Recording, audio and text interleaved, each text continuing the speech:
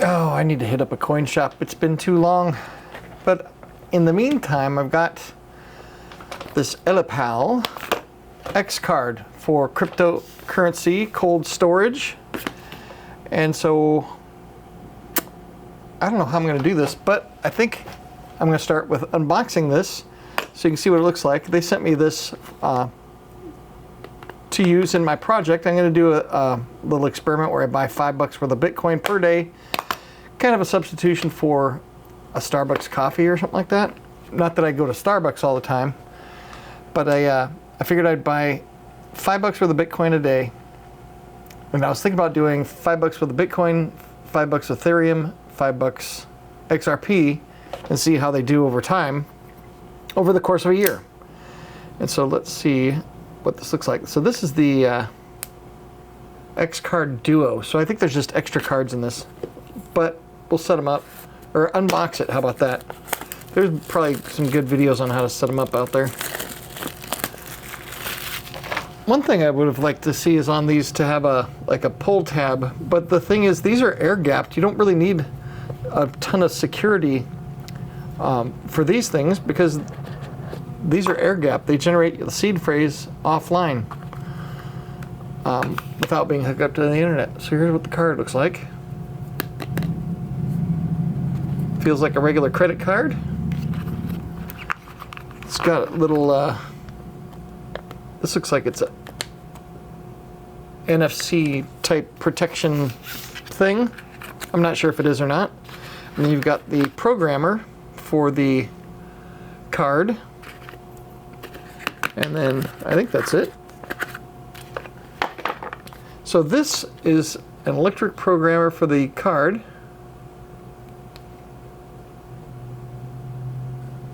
So you can create a wallet. It's got the little security thing here for the programming. So let's see. Well, let's see what's in this other thing here first. I think this should be just 2 more cards, so you can have 3 of them. So that's the kind of the cool thing. You can program the card, and you can have 3 of them total duplicates, and that's kind of what I'd probably recommend if you get this Ellipal X-Card. Wow, did you see that? Holy cow. Did that just show up? Look at this. You pull on one side and the other side comes out.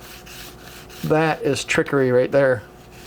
So yeah, so there's 2 more cards. So I can have 3 cards that are all duplicates. It's kind of nice that this one doesn't have the logo. So 2 of them have the logo, so you know that these are Ellipal hardware wallets, and this one was just blank. So this one you can carry in your wallet if you want to carry some crypto with you. And the cool thing about these cards is you can use them as cold storage. You can transfer the crypto off of them and onto them, whereas like if you get these ballet cards, this is a different cold storage that I'm going to check out also. I had to pay for these suckers. These, you can put your Bitcoin or crypto on these, but you can't send them off unless you tear off the security. You kind of basically burn the wallet if you send the crypto off of it. So let me create a wallet, and I'll do that offline so you can watch another video on how to do it, because this is going to have my secret recovery phrase in here and I don't want to show it to you. Anyway, let me be right back. So it made me pick a 6-digit pin, a 6 to 16-digit pin, and now it's creating the wallet. And now it's duplicating. So I'm doing, I did this one first, and now I'm doing this one second. Duplicate completed. Duplicate card? Yes. Put in the last one. Okay. And now it's duplicating this one.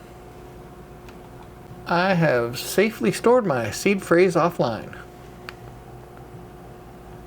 You can now remove the X card. You've created 3 cards. Connect Ellipal app to proceed. Okay, so playing with the app, you can buy XRP and the stuff through here, but the minimum amount is $50. So I'm gonna have to buy, what I'll have to do is purchase $5 through another, probably a hot wallet, and then just once every 10 days I could transfer it onto this, if that makes sense. Anyway, that's the best idea I can think of right now. So let me see if I can find somewhere to buy some daily, whoever has the best fees, I guess. All right, nothing to show you now. I got the 3 cards set up, and I set up a recurring buy with crypto.com. It was cheaper than Coinbase, and I used several different exchanges.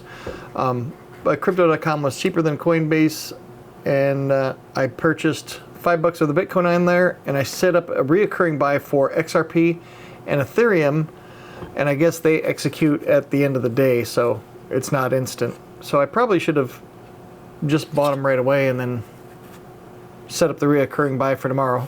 But anyway, I went to transfer that $5 worth of Bitcoin to this just to see how much the fees were.